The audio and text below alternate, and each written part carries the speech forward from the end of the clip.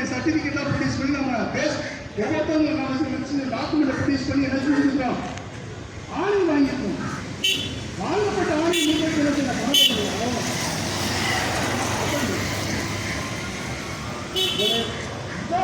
யதார்த்தமான சூழல். இந்த வந்து தமிழக அரசாங்கம் தமிழக முதலமைச்சர் சொல்ல வேண்டியது வாய்மொழி உத்தரவு மூலமாக உறுப்பினரிக்கப்பட்ட இந்த தொகையை இவங்க மீண்டும் வாய்மொழி உத்தரவு மூலமாக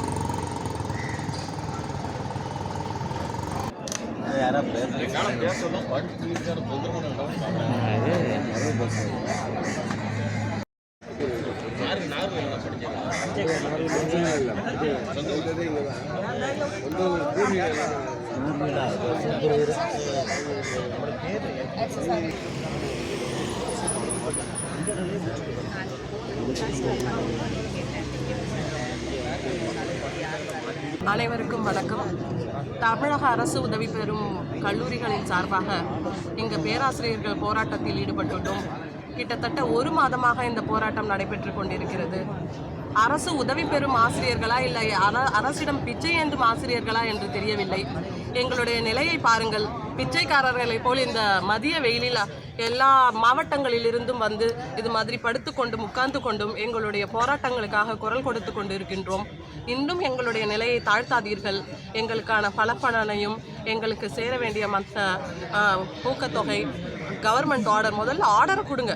ஆர்டரே கொடுக்காம நாங்கள்லாம் அசோசியேட் ப்ரொஃபஸருக்கு அப்ளையே பண்ண முடியாத நிலமையில வச்சுருக்கிறீங்க. இன்னும் எங்களோட நிலைமையை கீழே இறக்காதீங்க. சீக்கிரமாக இதுக்கு ஒரு நல்ல முடிவு கிடைக்கணும் அப்படின்னு சொல்லிட்டு கேட்டுக்கொள்கிறோம். நன்றி. நாள் கோரிக்கையான ஜீவோ எண் 5 அமல்படுத்த கோரி கடந்த 5 வருடங்களாக பலகட்ட போராட்டங்களை பல வடிவங்களில் நடத்திவிட்டோம். ஆனால் அதற்கான தீர்வு என்பது எங்களுக்கு கிடைக்கவே இல்லை. ஸோ அதனுடைய அடுத்த கட்டமாகத்தான் இந்த இயக்குநர் அலுவலகத்தில் என்னுடைய உள் காத்திருப்பு போராட்டத்தை நடத்தி கொண்டிருக்கின்றோம். அரசு உதவி பெறும் கல்லூரி அரசு கல்லூரி என்று அரசு தொடர்ந்து பாகுபாடு காட்டிக் கொண்டே இருக்கின்றது. அரசு கல்லூரியில் வேலை பார்க்கக்கூடிய ஆசிரியர்களுக்கு வழங்கக்கூடிய பணி மேம்பாட்டு பலன் மற்றும் பணி மேம்பாட்டு ஆணையை வழங்கிவிட்டு அரசு உதவி பெறும் கல்லூரியில் பணியாற்றக்கூடிய ஆசிரியர்களுக்கு பணி மேம்பாட்டு ஆணை பெயரளவில் மட்டும்தான் உள்ளதை தவிர ஆக்சுவலாக கிடைக்கல. அதே போல் பணி மேம்பாட்டு பலனுக்கான நிலுவைத் தொகையும் இன்னும் கொடுக்காமல் இழுத்து கொண்டே இருக்கின்றார்கள். ஸோ எங்களுடைய ஒரே கோரிக்கையான சமூக நீதியை நிலைநாட்ட வேண்டும் என்ற இந்த அரசு தொடர்ந்து பேசிக்கொண்டே இருக்கின்றது. ஆனால் அதை பெயரளவில் மட்டும் சொல்லிக்கொண்டு அரசு உதவி பெறும் கல்லூரியில் வேலை பார்க்கக்கூடிய ஆசிரியர்களை வஞ்சித்துக் கொண்டே இருக்கின்றன. ஸோ இதை கண்டித்து இந்த போராட்டத்தை நாங்கள் தொடர்ந்து நடத்தி கொண்டிருக்கின்றோம்.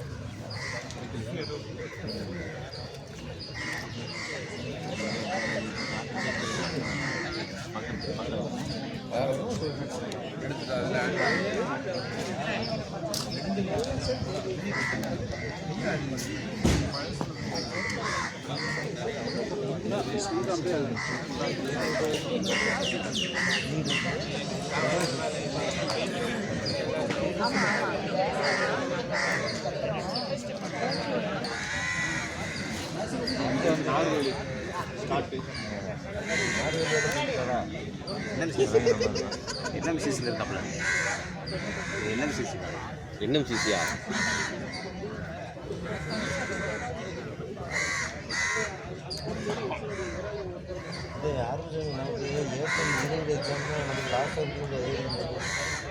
ஏப்ரல் 22.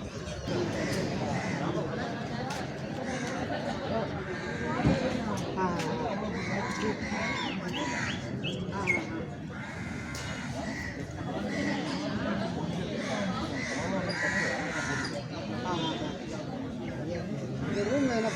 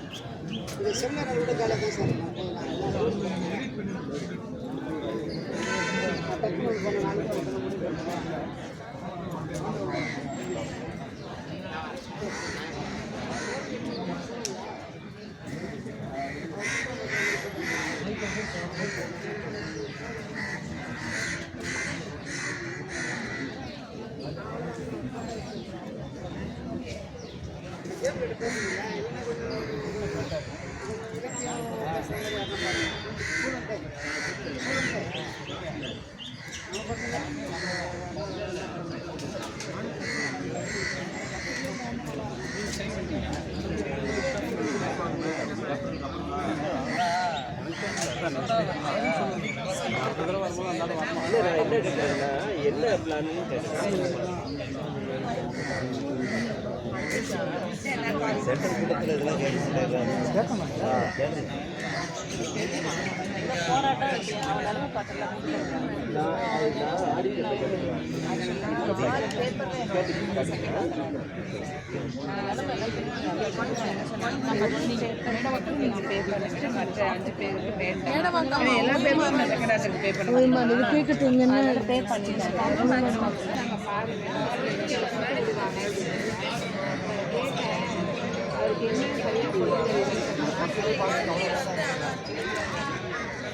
தெளிவாக இருக்க அந்த லிஸ்ட்டு பிரகாரம் தெளிவாக வச்சுருக்கேன் எல்லாமே எல்லாமே வர கொஸ்டின் ஹலோ ரெண்டு ஒரு கொஸ்டின் கூட ஒரு சின்ன ஃபால்ட் இருக்குது அது என்னன்னா ஒன்னோட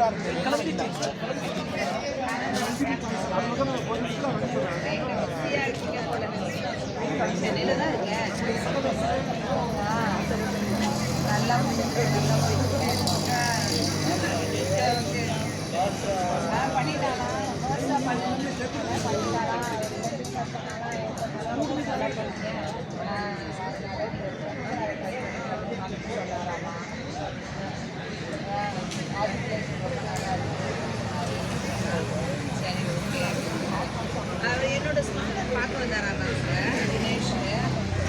என்ன பண்ணிட்டாருன்னா அவர் நம்ம ஏற்கனவே வந்து செகண்ட் ஒருத்தருக்கு பே பண்ணிட்டோம். அவர் நேற்று என்ன பண்ணியிருக்காரு, திரும்பியும் அவர் பே பண்ணியிருக்காரு. அதான் கேட்டேன், யாரை கேட்டு தினேஷ் பே பண்ணீங்க அப்படின்னா கேட்டாங்க. செகண்ட் கையில் வாங்கினாங்களாமே, அதை தான் கேட்டேன். என்ன தினேஷ் பண்ணீங்கன்னு. ஆமாம் மேம், நேற்று உங்களோடதுக்கும் நான் பே பண்ணேன், அதனால இப்போ உங்களுக்கும் சேர்த்து ஒரு கிட்டு வாங்கியிருக்கேன் அப்படின்னாரு. இப்போ நம்ம ஏற்கனவே நம்ம பே பண்ணியிருக்கோம்ப்பா, அதுக்கான கிட்டு வேணும்ல அப்படின்னு. நான் இதை எனக்கும் வாங்கலை, பாப்பாவுக்கும் வாங்கலை.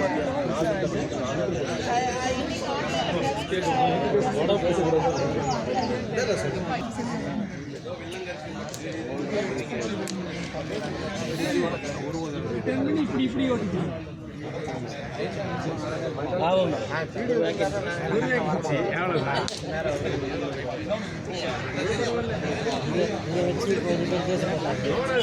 அந்த ஆர்டர் கொஞ்சம் நேரம்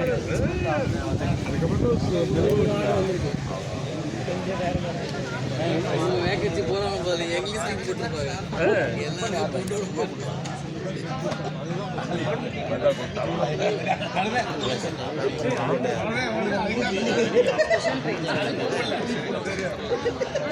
எம்ஜிஆர் சென்னை சைடு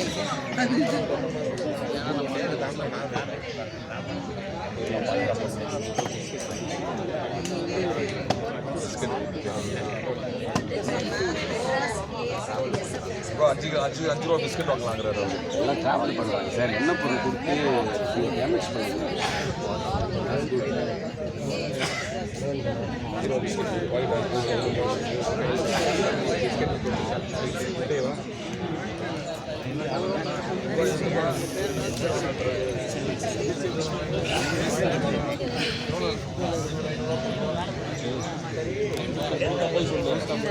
திராவிட மாடல் ஆட்சி நாங்கள் ஓட்டு போடுகிற பொழுது எங்களுக்கு இருந்த மனநிலையை ஒட்டுமொத்தமாக சிதைத்துவிட்டது. உண்மையிலேயே திராவிட மாடல் ஆட்சி நடக்கும் என்று நாங்கள் நினைக்கிறோம். ஆனால் பேச்சுதான் திராவிட மாடல் ஆட்சி நடைபெற்று அவர்கள் பேசுவதெல்லாம் சமூக நீதி, செய்வதெல்லாம் சமூகத்துக்கு அநீதி தான். அரசு நிதி உதவி பெறும் கல்லூரி பேராசிரியர்களுடைய பணிநிலை மேம்பாட்டுக்கான பணப்பயன் 8 ஆண்டுகளாக நிலுவையில் இருக்குது. இது பல தரப்பு போராட்டங்கள் பலவிதமாக எடுத்து சொல்லி எவ்வளவு அறிவில் திறனில் குறைவுடைய மாணவர்களை கூட, கற்றல் திறன் குறைவுடைய மாணவர்களுக்கு கூட எடுத்து சொல்லி புரிய வைத்து நன்றாக படிக்க வைத்து விட முடிகிறது. ஆனால் இந்த அரசுக்கு எத்தனை விதமாக சொல்லியும் புரியவில்லை. ஆனால் இப்படிப்பட்ட ஒரு ஆட்சி தான் நடக்கிறது. இந்த சமூக நீதி, இந்த ஆட்சி செய்கிற சமூக நீதியை சொல்லவா அழைத்து, ஒரே அழைப்பு தான், வாருங்கள் விருந்து என்று அழைத்து நம் முன்னோர்களுக்கெல்லாம் இயல்பாக சாதாரணமாக அந்தந்த காலகட்டத்தில் கிடைக்க வேண்டிய பணப்பயன் கிடைத்தது. நமக்கு போராடி நம்ம அழைத்து என்ன பண்ணுறாங்கன்னா விருந்து வைக்கிறேன்னு சொல்லும்போது அரசு கல்லூரிகளுக்கு அழகான இலை பரப்பி விருந்து வச்சிருக்காங்க. எங்களுக்கு அரசு நிதி உதவி பெறும் கல்லூரிக்கு இலை பரப்பி மண் எழுதி வச்சிருக்காங்க. ஏன்னா அங்கே சமூக நீதி, இங்கே ஒன்றுமில்லை கூட கிடையாது. சமூக அநீதி ஒன்றுமில்லைன்னு எப்படி சொல்லுவீங்க? இதை அவர்களுக்கு விருந்து வச்சுட்டு எங்களுக்கு மண்ணை அள்ளி வைத்திருக்கிறார். இதை ஏற்றுக்கொள்ள வேண்டும் என்றால் நாங்கள் எப்படி ஏற்றுக்கொள்வோம்? இன்னும் எங்கள் இளைய தலைமுறைக்கு அவர்கள் என்ன செய்திருக்கிறார்கள் என்றால், ஆர்டரே கொடுக்கல, அசோசியேட் ப்ரொஃபஸருக்கு ஆர்டரே கொடுக்கல, அவங்க அப்ளை பண்ணவே முடியாது. அரசு நிதி உதவி பெறும் கல்லூரி பேராசிரியர்களுக்கு பணப்பயன் தரவில்லை, ஆர்டர் கொடுத்துட்டாங்க, ஆனால் பணப்பயன் தரல. இன்னும் அடுத்த தலைமுறை, எங்களோட இளைய தலைமுறைக்கெல்லாம் இன்னும் ஆர்டரே கொடுக்கல. இது எவ்வளோ பெரிய ஒரு பிரித்தாளுகிற ஒரு சூழ்ச்சி இல்லையா? அது மட்டும் இல்லை, ஆமாம், மாணவர்கள் ஆய்வு செய்கிற மாணவர்கள் அசோசியேட் ப்ரொஃபஸர் இடத்துல 6 மாணவர்கள் ஆய்வு செய்ய முடியும். 2 மாணவர்கள் கூடுதலாக ஆய்வு செய்கிற ஒரு வாய்ப்பை இழக்கிற பொழுது தமிழ்நாடு முழுக்க ஒரு ஒரு பேட்சில் பார்த்தீங்கன்னா ஒரு 2000 பேர் வச்சுக்கலாமா, 2000 பேராவது ஆராய்ச்சி மாணவர்கள் வாய்ப்பு இழக்கிறாங்க. அப்படி இழந்தாலும் பரவாயில்லை, இவர்களுக்கு மாணவர்களுக்கு ஃபேவரான ஒரு ஆட்சி இருக்குது. லேப்டாப் கொடுக்குறாங்க, நீங்கள் பயங்கிடக்கூடாது. மாணவர்களுக்கு ஒரு நல்லெண்ணம் உடையவர்களானால் அந்த அடிப்படையில் கூட இதை பார்க்கலாம் இல்லையா? ஆனால் மாணவர்களுக்காக கூட இதை அவர்கள் பார்க்கவில்லை. ஆராய்ச்சி என்றது நம்முடைய இந்திய அளவில் நம்முடைய தமிழகத்தினுடைய ஆராய்ச்சி கல்வி எந்த அளவுக்கு உயர்வாக இருக்கிறது அப்படின்ட்டு காட்டக்கூடிய அதுக்கு கூட அவங்க கவலைப்படல. ஆனால் இதை என்ன பண்ணுறாங்க, தனியார் மயப்படுத்தணும் அப்படின்னு தான் நினைக்கிறாங்க. இந்த ஆட்சி சுயமரியாதையை தான் அடிப்படையாக வச்சுருக்கிறோம் நாங்கள் அப்படின்னு பேசுகிறாங்க. எவன் ஒருவன் சுயமரியாதையாக இருக்க விரும்புகிறானோ அவன் அடுத்தவன் தன்மானத்தில் கை வைக்க மாட்டான். அப்போதான் அவர் உண்மையிலேயே சுயமரியாதை உடையவர்களாக கருதப்படுவார்கள். ஏன்னா தன் சுயமரியாதையோட மதிப்பு என்ன அப்படின்னு உணர்ந்தவர்களுக்கு அடுத்தவங்களுடைய தன்மானத்தில் கை வைக்கிற மாதிரி இருக்காது. இந்த ஆட்சி எங்கள் தன்மானத்தில் கை வைத்திருக்கு. எப்படின்னு கேளுங்க. இந்த ஆட்சி என்ன பண்ணாங்க, சமத்துவத்தை பார்க்குறோம், சமத்துவத்தை இல்லை, அரசு கல்லூரி வேற, அரசு நிதி உதவி கல்லூரி வேறன்னு சொல்லி எங்களை ஒடுக்கப்பட்ட இனம் போல் காட்டுகிறாங்க. ஒடுக்கப்பட்ட இனமாகவே ஆக்கிட்டாங்க. இப்படி நம்மளை வந்து எங்களோட தன்மானத்தில் கை வைக்கிறாங்க, எங்களை ஒடுக்கப்பட்ட இனமாக மாற்றுகிறார்கள். எங்களுடைய ஒரு திறனை, ஒரு கம்பீரத்தை, ஆளுமை திறனிலே கை வைக்கிறாங்க. மனதளவில் எங்களை பாதிக்கப்பட செய்கிறாங்க. மனதளவில் எங்களை ரொம்ப மன அழுத்தத்துக்கு உள்ளாக்குறாங்க. விடியல் அரசு சொல்கிறாங்க. 8 வருஷமா எங்கள் வாழ்க்கை விடியவே இல்லை. இந்த ஓட்டு போட்ட 5 ஆண்டுகளாக விடியவே இல்லை. எந்த பக்கம் இருக்குன்னே தெரியல. விடியல் சுட்டெரிக்கிற சூரியன் இருந்தாலும் கூட எங்கள் வாழ்க்கை விடியவே இல்லை. சூரியன் சுட்டெரிக்கிறது, ஆனால் எங்கள் வாழ்க்கை விடியவில்லை அப்படின்னு தான் நான் சொல்ல முடியும். இதில் என்ன நடக்குதுன்னா, அங்கங்கே தெரிஞ்சது டாஸ்மாக் என்ன, இந்த விளிம்புநிலை மக்கள்லாம் இருக்காங்கல்ல, ஏழை எளிய மக்கள் பயங்கர ஸ்ட்ரெஸ்ல இருப்பாங்க. பார்த்து அந்த ஆண்கள்லாம் டாஸ்மாக் போயிடுறாங்க. ஏன்னா நம்ம தலைவர் என்ன பண்ணியிருக்காரு, தெரு டாஸ்மாக் திறந்து வச்சிருக்காரு. டாஸ்மாக்லாம் மூடிட்டுன்னு சொன்னார். அவர் டாஸ்மாக் திறந்து வச்சிருக்காரா, பிள்ளைகளுக்கெல்லாம் 1000 ரூபாய் கொடுக்குறாரு. அது ஒரு பக்கம் என்ன பண்ணுன்னு தெரியல. 1000 ரூபாய் கொடுக்குறாரா, அவங்க அம்மாவுக்குலாம் பேங்க்கில் 5000 ரூபாய் போட்டுறாங்க. ஆனால் என்ன நடக்குது, இந்த பிள்ளைகளுக்குரிய கல்வி பாதிக்கப்படுகிறது. இப்படியான விளிம்பு நிலை குடும்பத்தில் இருக்கக்கூடிய பிள்ளைகளுடைய உயர்கல்வி, கல்லூரி கல்வி பாதிக்கப்படுகிறது என்ற விழிப்புணர்ச்சி கூட இல்லாத அளவுக்கு, யோசிக்காத அளவுக்கு, முன்னாடிக்கு 5000 ரூபாயா வச்சுக்கோ, பையனுக்கா இந்த லேப்டாப் பிடி, 1000 ரூபாய் பிடி, 2000 ரூபாய் பிடி. ஆமாம், இந்த ரிசர்ச் கிராண்ட் இருக்குது, சிஎம் ரிசர்ச் கிராண்ட்னு இருக்குது.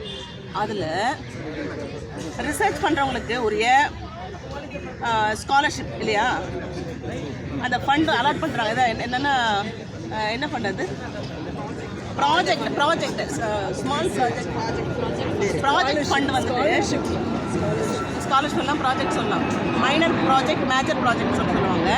இதுக்கு வந்து என்ன பண்ணுறாங்க அரசாங்கம்னா, அரசு கல்லூரி பண்ணலாமா, அரசு நிதி உதவி பெறும் கல்லூரி அப்ளை பண்ணுறதுக்கே தகுதி இல்லை, அப்ளை பண்ணக்கூடாது. தனியார் கல்லூரிகளும் அரசு நிதி உதவி பெறும் கல்லூரிகளும் பண்ணக்கூடாது. ஏன்? அரசு நிதி உதவி பெறும் கல்லூரியில் படிக்கக்கூடிய மாணவர்கள் ஏன் ரிசர்ச் பண்ண மாட்டாங்களா? அவங்க பண்ணக்கூடாதா?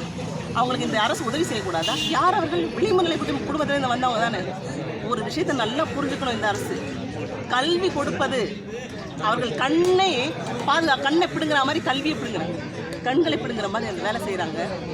விளிம்பு நிலைய மக்களுடைய கல்வியை பற்றி அவங்க கவலையப்படலை. இப்படி ஒரு அரசு நமக்கு எவ்வளோ பெரிய குற்றம் தெரியுங்களா? ஜனநாயகத்துக்கு குற்றம், ஜனநாயக படுகொலை செய்கிறாங்க. அதுவும் அரசு நிதி உதவி பெறும் கல்லூரிகளில் புதிய கோர்ஸே ஆரம்பிக்கிறது இல்லைங்க, பர்மிஷனே கிடையாது. கேட்டால் பர்மிஷன் இல்லை வேணான்றாங்க. இது பண்ணலாம் அது பண்ணலாம், தமிழ் மேஜர் பண்ணலாம், புதுசாக எந்த கோர்ஸுமே ஆரம்பிக்க முடியாதான். ஏன்? ஆனால் தனியாரில் ஏன் ஆரம்பிச்சுட்டாங்க? என்னென்ன கோர்ஸ் புதுசாக வந்துச்சுங்க. ஏன் இந்த மாதிரியான புதிய படிப்புகள் காலத்தில் அந்த அப்டேட் பண்ணிக்க முடியாது அறிவை? யாரே விளிம்பு நிலை மக்கள், இந்த அரசு நிதி உதவி பெறும் கல்லூரியில் படிக்கக்கூடிய மக்கள் ஏன் புதிய கோர்ஸ்லாம் அவங்களுக்கு வர வேண்டாமா? அவங்களுக்கு வேண்டாமா? அவங்களுக்கு கல்வி அதெல்லாம் நாலேஜை வளர்த்துக்க வேண்டாமா? அப்டேட்டாக இருக்க வேண்டாமா? அரசு நிதி உதவி கல்லூரிகளில் எவ்வளோ முக்கியமானது அப்படின்னு பார்த்தீங்கன்னா, இந்த சமூகத்தினுடைய சமத்துவத்துக்கு வழிவகுக்கக்கூடிய இடமே அரசு நிதி உதவி பெறும் கல்லூரிகள் தான். அப்படியான ஒரு உன்னதமான பணியை செய்கிறவர்கள் அரசு நிதி உதவி பெறும் கல்லூரியில் பணியாற்றக்கூடிய ஆசிரியர்கள், முதல்வராக இருக்கிறவர்கள், ஆட்சியில் இருக்கிறவர்கள், உயர்நிலை பணி, அதாவது அரசாங்கத்துடைய உயர்கட்ட பணியில் இருக்கிறவர்கள் இந்த அரசு நிதி உதவி பெறும் கல்லூரிகளை தாய்மை உணர்வோடு அணுக வேண்டும். மற்ற எல்லாவற்றையும் விட தனியார் கல்லூரிகளுக்கு இல்லை அரசு கல்லூரிகளை விடக்கூட ரொம்ப தாய்மை உணர்வோட நல்லபடியாக வளர்ச்சியில் இருக்குதா, எல்லா வசதிகளும் செய்யப்பட்டிருக்கிறதா? ஏன்னா விளிம்பு நிலை மக்கள் அவங்க சமூகத்துக்கு வந்தால் தான் சமத்துவமே நிலவ முடியும். அந்தளவுக்கு தாய்மை உணர்வோடு அணுக வேண்டிய ஒரு இடத்த மாற்றாந்தாயின் மனநிலையோடு அணுகிறதுன்றது மன்னிக்கவே முடியாத சமூக குற்றங்கள். சமூகத்துக்கு தெரியுமா? அது மட்டும் இல்லை, நான் இதுக்காக போராடுறேன். எங்களை என்ன பண்ணுறாங்க தெரியுமா? ஜேடி ஆஃபீஸ் முன்னாடி போராடுறாங்க, எங்களை வெளியிலேயே நிற்க வச்சாங்க. முதல் நாள் உள்ளே போக முடிஞ்சது, 2ஆம் நாள் நாங்கள் வர்றதுக்கு முன்னாடியே கேட்டை பூட்டிட்டாங்க. நாங்கள் வெயிலில் அப்படியே உறுதி பறக்கிற இடத்துல அப்படியே வெயிலில் உட்காந்துருந்தோம். ஆசிரியர்களை இப்படி துன்புறுத்தலாமா ஒரு ஆட்சியில்? இங்கே டிசி ஆஃபீஸில் வரோம், ஷியாமியானா கட்டக்கூடாது, சேர் போடக்கூடாது. ஆசிரியர்கள், கல்லூரி ஆசிரியர்கள் இந்த சமூகத்துக்கு எவ்வளோ முக்கியமானவங்க, அவங்க சேரில் உட்கார, கீழே உட்காரு அப்படின்னு சொல்கிற ஆட்சி. ஆசிரியர்கள் சேரில் உட்காரக்கூடாதா? எங்க ஒரு ஆசிரியரை படிக்காமையே உட்காந்துருக்காங்க. ஒரு கமிஷனராக இருக்கட்டும், மற்ற யாராக இருக்கட்டும், ஆசிரியர்களை வெளியில் ஷாமியானா போடக்கூடாது. வெயில் உள்ளே இறங்குது, எங்களுக்கு தாங்க முடியாமல் உள்ளே உட்காந்து ஒரே மயக்கம் கிறக்கமாக உட்காந்து நாங்கள் போராடிட்டு இருக்கோம். எதுக்காக போராடுறோம் தெரியுமா? நாங்கள் உழைத்த உழைப்புக்கான ஊதியத்தை கொடுத்தோம், அவ்வளோதான், வேறு ஒன்றும் இல்லை. நீங்கள் ஆர்டர் கொடுத்துருக்கீங்கள, அரசாணை எண் 5, நீங்கள் கொடுத்த ஆர்டரை அமல்படுத்தும். நீங்கள் கொடுத்துருக்குற ஆர்டர் நியாயமானது தான். நீங்களும் உலகத்தில் இல்லாதெல்லாம் கொடுக்கல, வழக்கமாக எங்கள் முன்னோர்களுக்கு நியாயமாக கிடைச்சது தான். அதை ஆர்டர் கொடுத்துருக்கீங்க, வெரி குட், பாராட்டுறோம். அதை செயல்படுத்தணும்ல. இந்தாங்க பேப்பர் அப்படின்னு பசி ஆறிடுமா? சரி, புரியுதுங்களா? அந்த மாதிரி ஆணையை நீங்கள் என்ன பண்ணணும்? செயல்படுத்தணும்னு நாங்கள் கேட்குறோம். எங்களுடைய உரிமையானது நியாயமான கோரிக்கைகளை தான் நாங்கள் முன்வைக்கிறோம். அரசாங்கம், ஒரு அரசு, ஒரு ஆட்சி, ஒரு நாடு முன்னேறணும்னு சொன்னால் கல்வி ரொம்ப ரொம்ப முக்கியமானது. அந்த கல்வி எல்லாருக்கும் கிடைக்கணும். வெளிமுறை மக்களாக இருக்கக்கூடிய எல்லாருக்குமே கல்வி கிடைக்கணும். ஜனநாயகம்ன்றது கடைசியில் இருக்கிற மனிதன் வரைக்கும் அதிகாரம் இருக்கணும். ஒரு ஆசிரியருக்கே இந்த கதைனா, அப்புறம் இந்த உலகத்தில் எவ்வளோ கட்டிட தொழிலாளர்கள் இருக்காங்க, சாதாரண குடிமகனுக்கு என்ன அதிகாரம்? எளிய மக்கள் இருக்காங்க, கடைநிலை ஊழியர்கள் இருக்காங்க. அவங்க நிலைமைனா என்ன ஆகுது பாருங்க. கல்லூரி ஆசிரியர்களுக்கே இந்த நிலைமை. இப்படிப்பட்ட ஒரு நிலைமை மாற வேண்டும். அது இந்த எப்படி முடியும் அப்படின்னா, நாங்கள் இவ்வளோ தூரம் போராடிட்டே தான் இருக்கோம். எத்தனை ஆண்டுகளா? 4 ஆண்டுகளுக்கு மேலே, 45 போராட்டங்களுக்கு மேலே போராடிட்டு இருக்கோம். இது யாரால் முடியும்னா, மக்கள் இதை புரிந்து கொண்டால் தான் முடியும். மக்கள் எப்போ புரிந்து கொள்ளணும்னா, இப்போவே புரிந்து கொள்ளணும். தும்ப விட்டு வாழை பிடிக்கக்கூடாது. ரொம்ப தலைக்கு மேலே தண்ணி போனதுக்கப்புறம் புரிஞ்சுட்டு என்ன பண்ண போகிறீங்க? எல்லாமே நம்ம கைவிட்டு போயிடும் இல்லையா? எல்லாமே அரசாணையெல்லாம் எழுதி எல்லாம் முடிச்சு எல்லாத்தையும் அந்த ப்ரௌன்ஃபீல்ட் யூனிவர்சிட்டி அது இது எல்லாத்தையும் பண்ணி வச்சுருவாங்க. அப்போ என்ன பண்ணுறது? அதனால் இப்போவே மக்கள் விழிச்சுக்கிட்டு அதுக்காக மக்கள் போராடினா மட்டும்தான், கடைசி தரப்பு மனிதன் வரைக்கும் இதுக்காக அதுக்காக போராடினாதான் அவன் வரைக்கும் அதிகாரம் கிடைக்கும். மாற்றத்தை நம்மால் கூட நிகழ்த்த முடியும் என்று முடியும். எல்லா மக்களும் நம்பணும். அந்த நிலைமை வந்தால் தான் நடக்கும். ஆட்சி நிலை மாறும்.